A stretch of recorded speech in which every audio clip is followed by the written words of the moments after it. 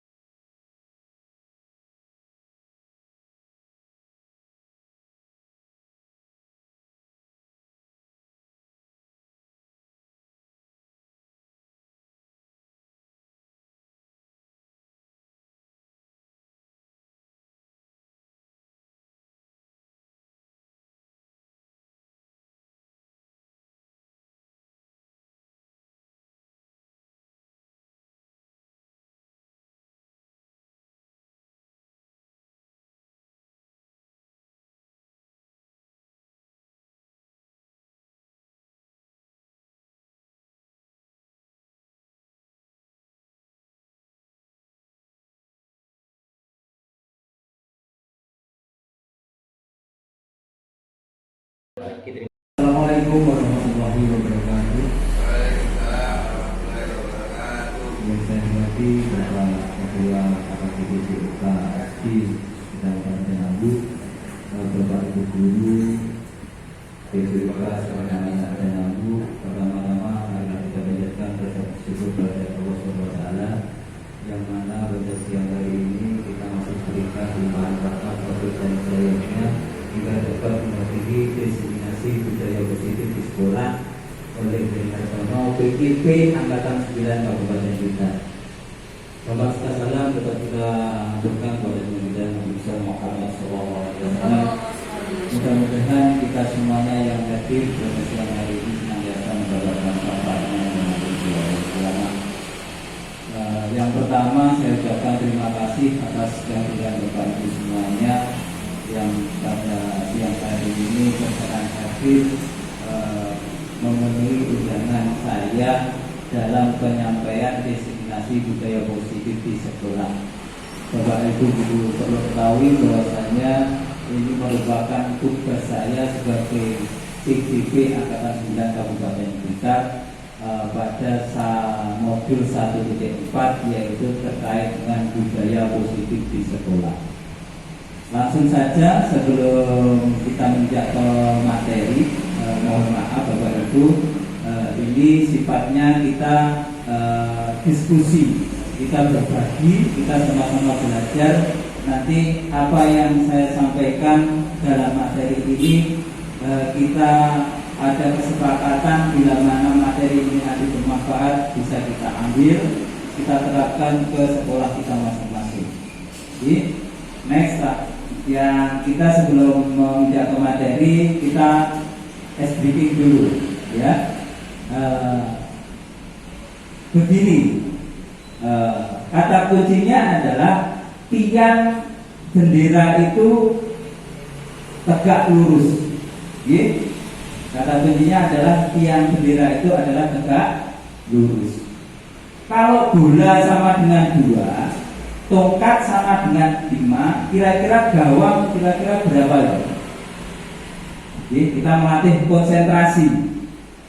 Kita harus mengetahui kata kunci yang saya katakan tadi adalah tiang bendera itu tegak lurus. Bingung? Kalau bola sama dengan 2, ini langsung saya kasihkan kata kuncinya tadi, kita masukkan. Berarti yang ada dalam pikiran panjenengan itu kira-kira kalau bola 2 itu kira-kira apa? Dari beberapa huruf 1, 2, 3, 4 itu yang tegak lurus huruf berapa? B sama L. Jumlahnya berapa? 2. Ada yang lain selain B sama L yang bola itu tidak ada yang tegak lurus, berarti 2. Yang tongkat yang kira-kira nggak bengkong terus tegak lurus kayak yang bendera huruf berapa? T, N nya double button. N nya double G. Yang pertama sama yang kedua berarti jumlahnya ada 3. Terus ada lagi K 1, terus sama T lagi. Jumlahnya berapa Bapak Ibu? 5. Sekarang gawang berapa? 1. Berapa? 2. Huruf berapa Bapak Ibu? N. Pun paham? Oke. Pak Yuki bisa mengetik kira-kira apa? Ya. Terserah Pak Yuki, apa kira-kira? Ya. Ini konsentrasi kita harus betul-betul tahu tentang apa yang jadi kata kunci awal. Kalau Bapak Ibu guru di depan itu yang memberikan instruksi itu tiang itu adalah tiang bendera itu adalah tegak lurus, berarti kita kambing. Kambing. Kira-kira berapa Pak Ita? Kambing sama dengan 5 atau 7? Berapa Pak Ita?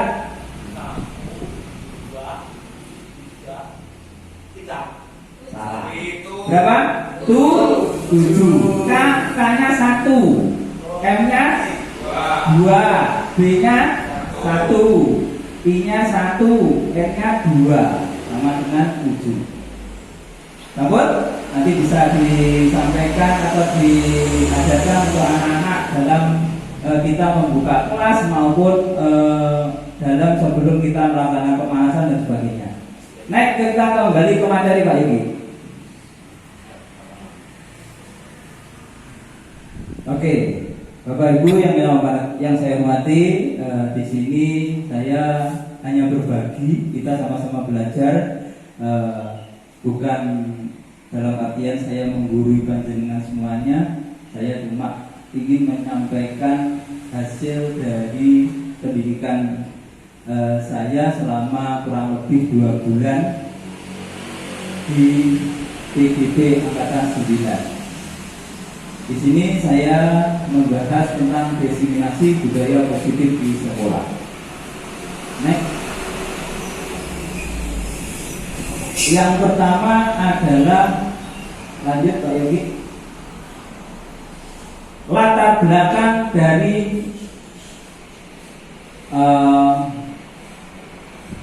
Ki Hajar Dewantara. Tujuan pendidikan menurut Ki Hajar Dewantara adalah menuntun segala kodrat yang ada pada diri anak agar mereka dapat mencapai kebahagiaan yang setinggi-tingginya baik sebagai manusia maupun sebagai anggota masyarakat dalam proses menuntun murid. Guru berpegang pada nilai-nilai dan peran guru dengan sistem AMO, mewujudkan murid yang berkarakter sesuai dengan profil pelajar Pancasila melalui penerapan disiplin positif dalam kehidupan sehari-hari yang tertuang dalam keyakinan kelas yang telah disusun dan disepakati bersama dengan murid. Motivasi yang kuat dari dalam diri sendiri menjadi modal utama agar murid dapat berubah menuju hal baik tanpa adanya pengaruh dari luar.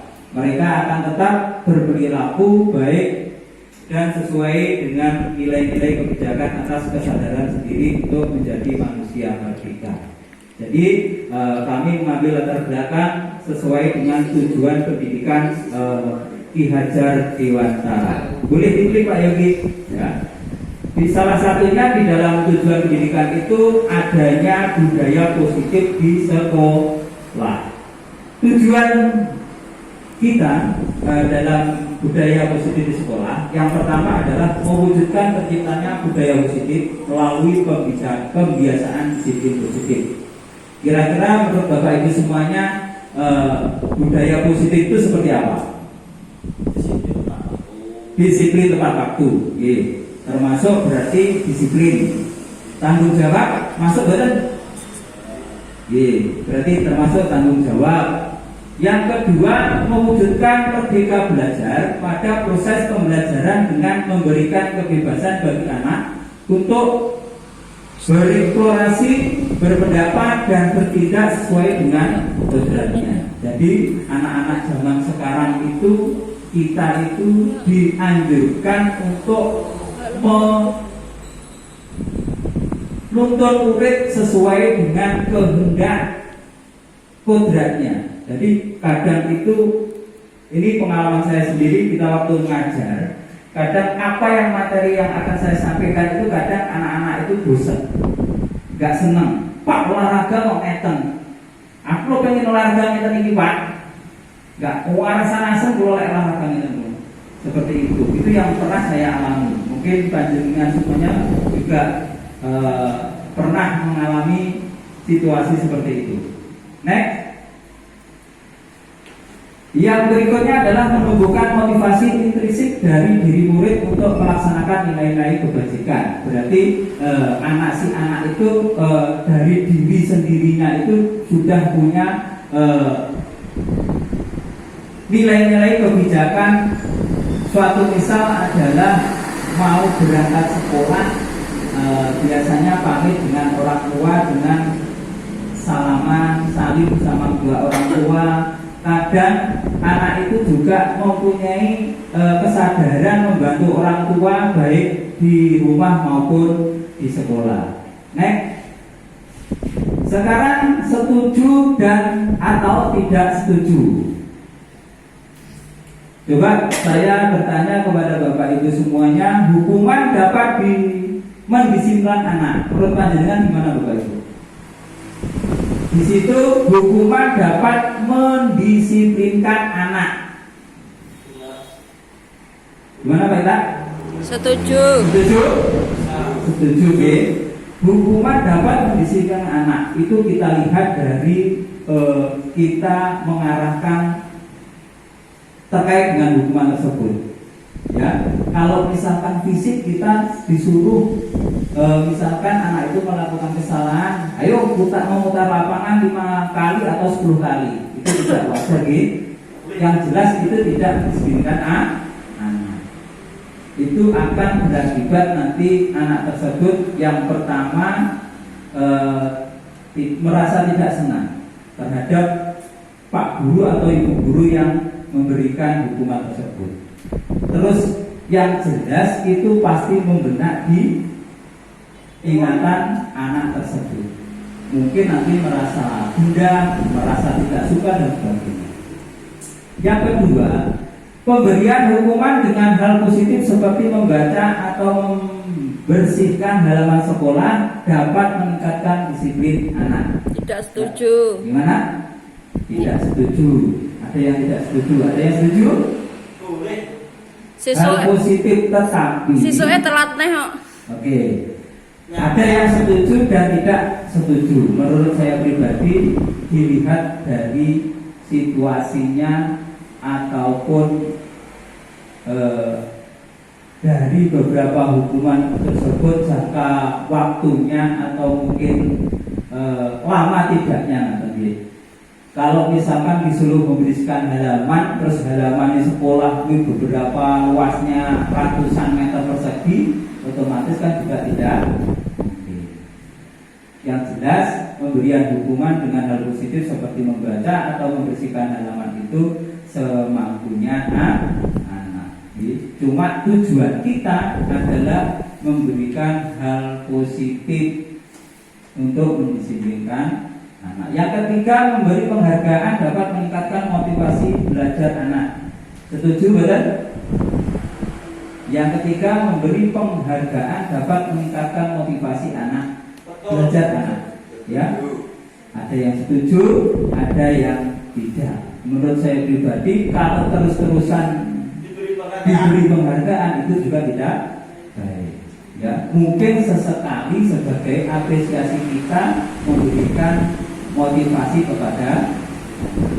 Next, perubahan paradigma. Nah, ini coba penjenengan semuanya, Bapak Ibu Guru, misalkan ada A dan B, A dan B, Anda dan teman Anda. Yang A itu anggaplah Anda panjenengan semuanya. Yang B adalah teman panjenengan. Cobalah menyobek secara kertas kecil, tulis benda atau sesuatu yang sangat berharga untuk Anda. Letakkan di salah satu tangan Anda dan genggam benda sesuatu tersebut dengan segala daya. Buatlah sebuah kepalan, berarti dikepal Bapak Ibu. Sobekan kertas itu anggaplah sesuatu yang berharga dalam diri panjenengan, terus panjenengan genggam sekuat tenaga. Terus teman Anda yang B itu akan mencoba sekuat tenaga dengan berbagai cara untuk meminta Anda untuk memberikan benda tersebut. Istilahnya supaya sampean panjenengan semuanya itu membuka dengan daya upaya teman panjenengan itu mulai dari mengancam, membujuk, menyuap, supaya tujuannya panjenengan membuka tangan. Apa yang panjenengan lakukan? Akan membukanya atau tetap mengepal dengan sekuat tenaga? Gimana Bapak? mempertahankan. Panjenengan punya sesuatu yang berharga. Panjenengan Pak kita itu pengen roh. Panjenengan tukang itu boten. Kenapa Bu ya? Oke. Berarti sesuatu untuk pendapat Budian bahwasanya sesuatu yang berharga bagi Budian itu tidak bisa diperlihatkan orang lain. Ada yang pendapat lain? Pak Heri ada yang dituduh nih. Panjenengan misalnya Pak aku dulu Pak apa to rahasia apa to? Panjenengan dituduh nih boten? Mungkin kalau Pak Heri diperlihatkan mungkin dengan salah satu siapa yang bertanya. Terus yang kedua mungkin orang tersebut memerlukannya. Selagi bermanfaat mungkin Pak Heri rela membuka dan melihatkannya. Mungkin seperti itu. Next. Budaya positif adalah nilai-nilai keyakinan dan kebiasaan-kebiasaan di sekolah yang berpihak pada murid agar murid dapat berkembang menjadi pribadi yang kritis, penuh hormat dan tanggung jawab. Jadi budaya positif tadi adalah yang pertama adalah disiplin, ya, juga membuat murid itu menjadi hormat. Hormat kepada siapa? Kepada orang tua, kepada guru dan teman-teman sejawat lainnya. Yang kedua adalah perubahan paradigma belajar. Yang ketiga kebutuhan dasar manusia. Yang keempat keyakinan kelas. Yang terakhir adalah segitiga restitusi. Lanjut. Kita bahas satu persatu. Yang disiplin positif merupakan cara penerapan disiplin yang mengajarkan anak bertanggung jawab dan menumbuhkan kesadaran diri berdasarkan nilai-nilai kebijakan. Contohnya, anak kita biasanya kalau di rumah itu suka membantu orang tua, mulai dari mungkin menyapu, membersihkan peralatan rumah tangga dan sebagainya. Itu merupakan kadang itu selain kita lihatkan contoh-contohnya juga merupakan kesadaran menumbuhkan kesadaran diri berdasarkan nilai-nilai kebijakan. Lanjut. Yang kedua contohnya adalah biasanya di lingkungan sekolah itu ada cuci tangan. Anak itu dengan kesadaran dirinya setelah melakukan aktivitas sebelum masuk kelas dan sebagainya pasti selalu mencuci tangan. Kalau berangkat sekolah selalu izin pamit kepada orang tua. Itu adalah salah satu contoh nilai-nilai kebajikan. Ya.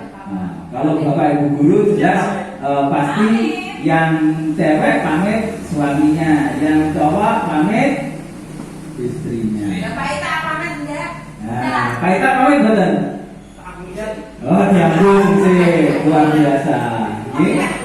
Berikutnya adalah dapat membuat murid memahami dan menyadari berdasarkan motivasi internal, bukan akibat paksaan, ujian atau hukuman. Contohnya adalah setiap pagi petugas piket pasti berada di depan. Anak-anak selalu bersalaman dengan guru piket tersebut. Next. Di sekolah kami tadi ada salah satu jadwal setiap hari Jumat yaitu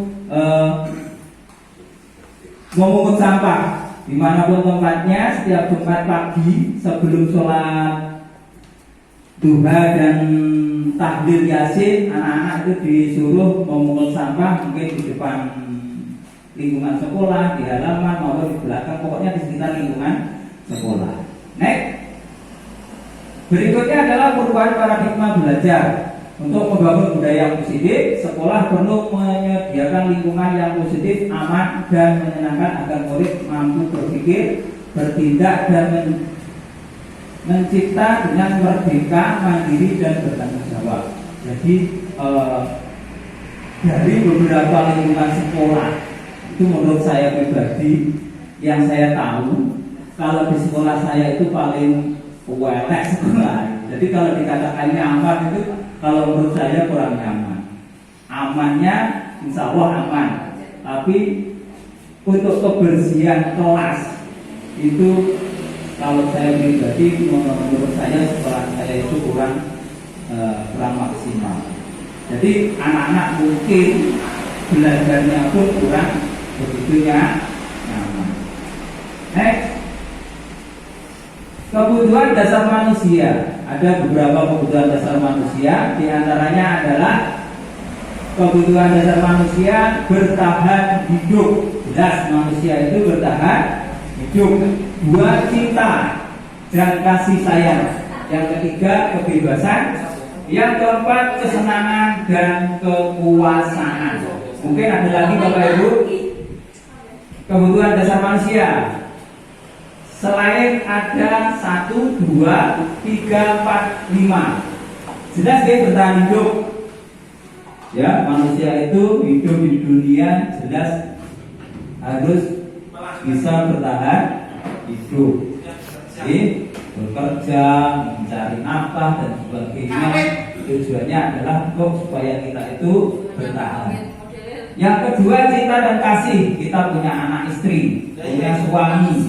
Jelas itu juga merupakan cinta dan kasih. Termasuk kita menyayangi anak-anak di lembaga kita masing-masing.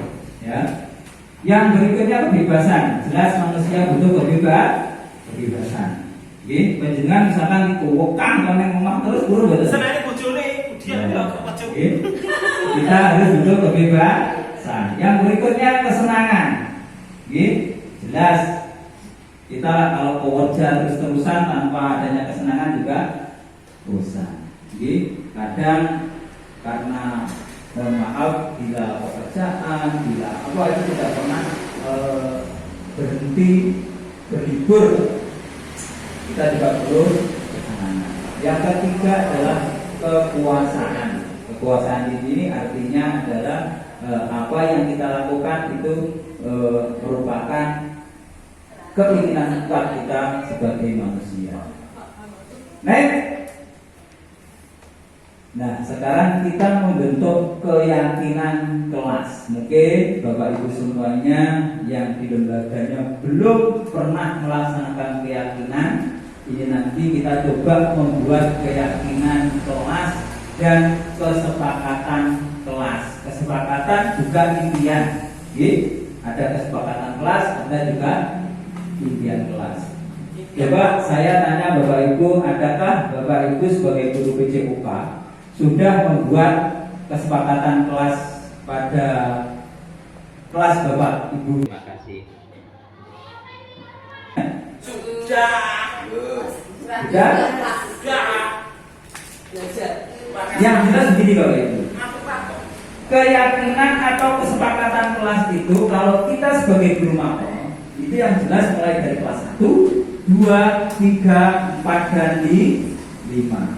Beda dengan guru kelas masing-masing cuma mengaku dalam satu kelas. Tetapi kalau kita sebagai guru PJOK itu wajib juga memperhatikan anak-anak mulai dari kelas 1, 2, 3, 4 dan 5. Nah, apa loh Pak harus memperhatikan? Karena beda karakternya antara kelas rendah dengan kelas atas. Kelas rendah contohnya kelas 1, 2 itu anak masih banyak yang mencari perhatian. Terus kadang itu juga masih susah untuk dikendalikan. Jadi untuk kesepakatannya pun pasti setiap kelas itu berbeda-beda. Coba nanti kita mempraktekkan kesepakatan kelas setelah materi ini selesai. Next. Sekarang segitiga restitusi. Apa itu segitiga restitusi? Saya mengenal segitiga restitusi itu adalah semenjak saya juga mulai pendidikan guru penggerak angkatan 95. Ternyata restitusi itu adalah proses dialog untuk menciptakan kondisi bagi murid agar memperbaiki kesalahan mereka sehingga mereka bisa kembali pada kelompok mereka dengan karakter yang lebih kuat.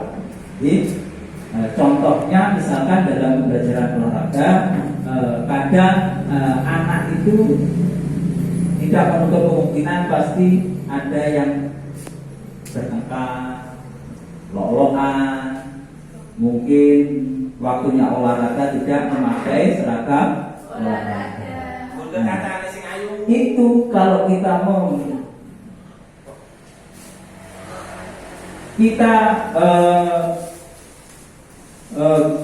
kita selesaikan dengan segi institusi yang jelas, anak itu kita juga memfasilitasi ya supaya anak tersebut juga bisa menyelesaikannya sendiri.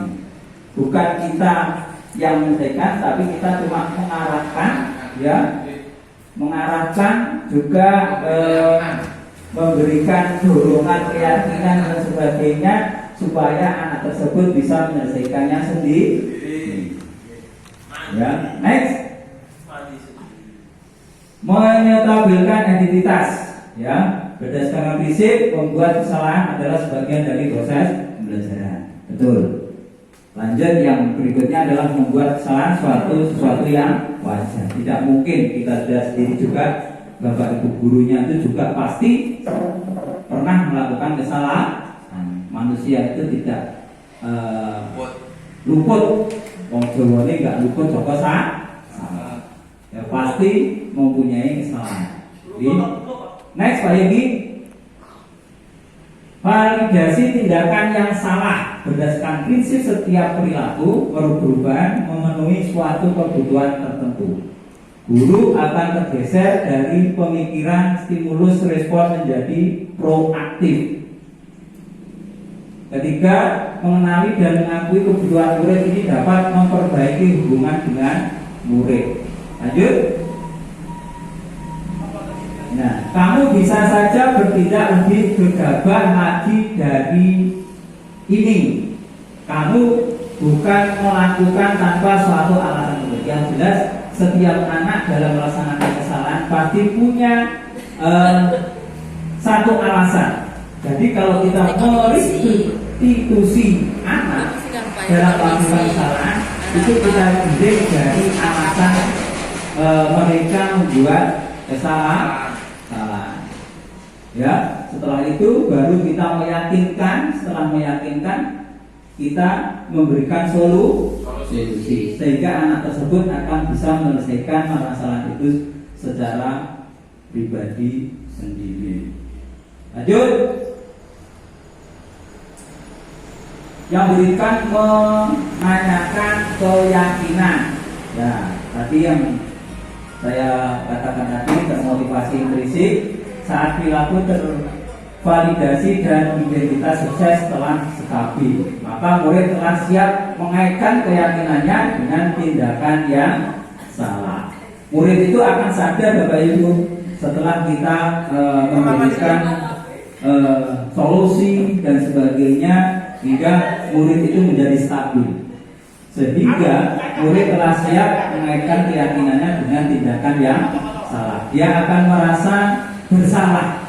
Setelah itu dia mampu untuk menyelesaikan masalah tersebut, mungkin itu dengan meminta maaf atau langsung permasalahan yang menyangkut dirinya itu bisa mereka selesaikan. Lanjut. Harapan bahwa ini yang terakhir, semoga kita semua bisa menerapkan budaya positif tersebut dan akan membawa hal positif dalam pembelajaran yang mendukung merdeka belajar sesuai konsep Ki Hajar Dewantara. Nah, sebelum saya akhiri, ini ada kita belajar untuk menjadi murid, Bapak Ibu. Kita belajar tentang tentang kesepakatan kelas. Jadi kita sepakat apa? Mari kita sepakat. Bapak Undok. Bapak terus sepakat. Kamu bapak terus. Bapak kamu terus. Iya dah. Iya tuh Pak Ita. Iya.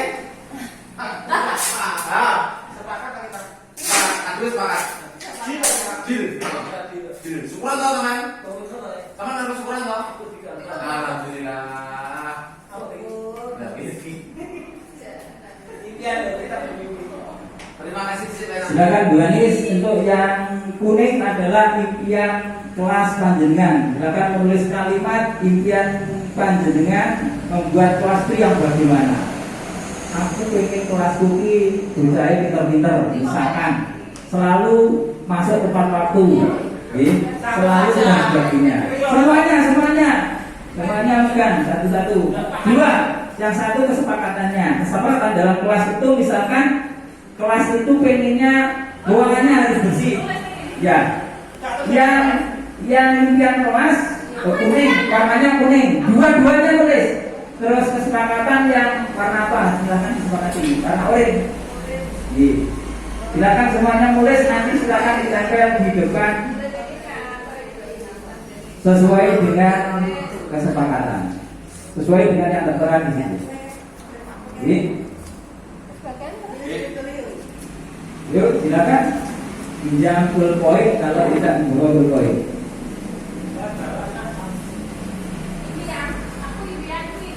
Silakan kemudian langsung ditempel. Gampang bersama denganmu.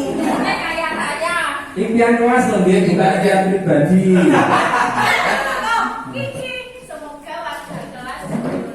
Oke, ayo yang lainnya. Bu Anis.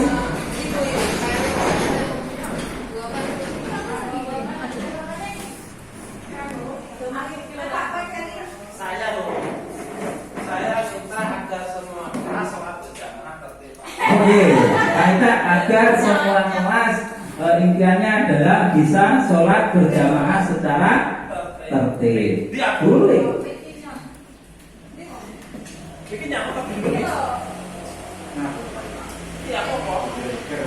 Yang oranye adalah kesepakatan kelas, yang kuning adalah impian kelas. Bermimpi bagi kita jadi malah.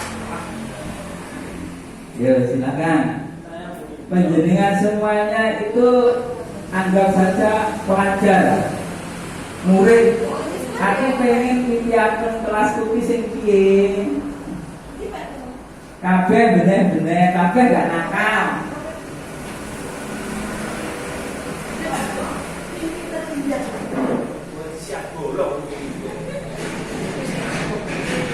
Terus dalam kesepakatan kelas itu biasanya sesuai dengan beberapa, harus betul-betul dalam satu kelas itu memang disepakati hasil kesepakatan dalam satu kelas.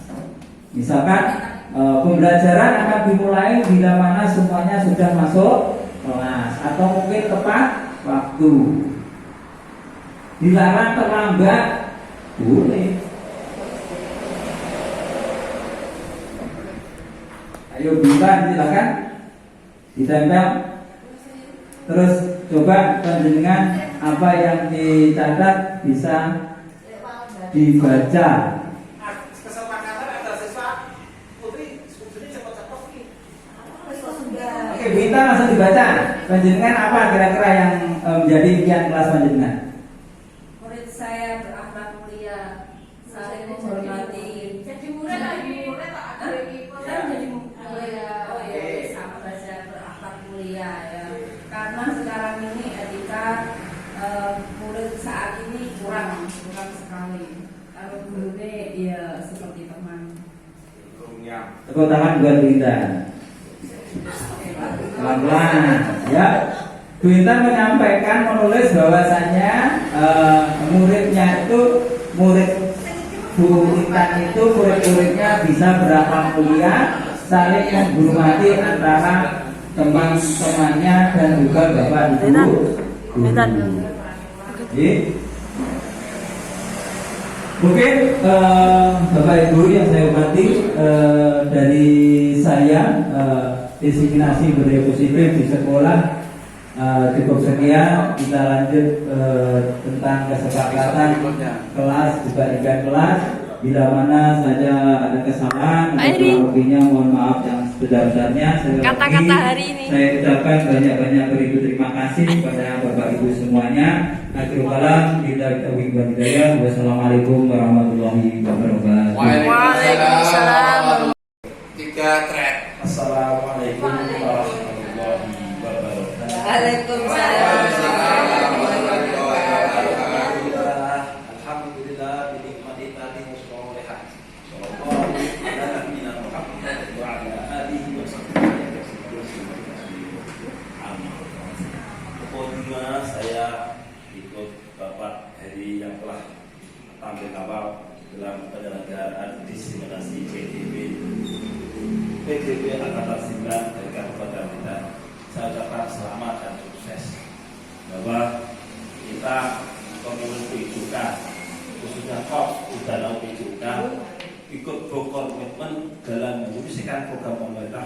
dalam wujud selalu mengikuti program kita pada hari ini, yaitu PGB, program guru penggerak di angkatan ke-9. Semoga sukses dan saya harapkan teman-teman untuk segera mengikuti dengan cara mendaftar dalam SIM-IKB-nya untuk ikut dalam PGB selanjutnya. Bahwa fasilitas yang diberikan pemerintah dengan mengikuti PGB adalah kita dimudahkan untuk mengikuti PPG, program profesi guru. Dengan demikian, kalau kita lulus PGB, kita hanya tinggal ujian UP. Setelah lulus, kita dapat sertifikat PD, dapat NRG, nomor register guru, kita langsung mendapatkan fasilitas negara dengan wujud double gaji sebagai tunjangan profesi guru kita. Amin. Bahwa hari ini adalah kesejahteraan. PGB adalah kesejahteraan sebagai moda dari pemerintah pusat untuk membelajarkan guru dengan sistem yang lain. Kalau dulu kita tekan adalah penguasaan materi dengan modul ajar materi-materi saya yang harus dikuasai dengan mentor dan guru nasional. Maka tahun ini dengan mulai tahun kurikulum paradigma baru, kemudian kurikulum prototipe, dan selanjutnya sebagai hari ini adalah kurikulum merdeka sebagai program pemerintah unggulan daripada pemerintah dari Pak Menteri harus kita sukseskan. Ya, amin. Bahwa selanjutnya sukses, saya selalu kita dukung Mas Heri Hartono dalam studi PGB ini lulus dengan sangat memuaskan. Amin. Assalamualaikum warahmatullahi wabarakatuh. Terima kasih. Saya akan memberikan testimoni terhadap penyampaian materi diseminasi yang disampaikan oleh Pak Heri. Sangat bermanfaat sekali sehingga saya sekarang mengetahui sisi positif apa yang harus kita terapkan kepada murid yang salah satunya juga sudah kami terapkan, yaitu Pak Heri mencanangkan program setiap pagi memberikan senyum, sapa, dan salam kepada murid-murid. Selain itu banyak lagi program-program yang diberikan oleh Pak Heri. Jadi terima kasih ilmunya, sangat bermanfaat sekali yang akan saya terapkan juga di sekolah kami. Terima kasih.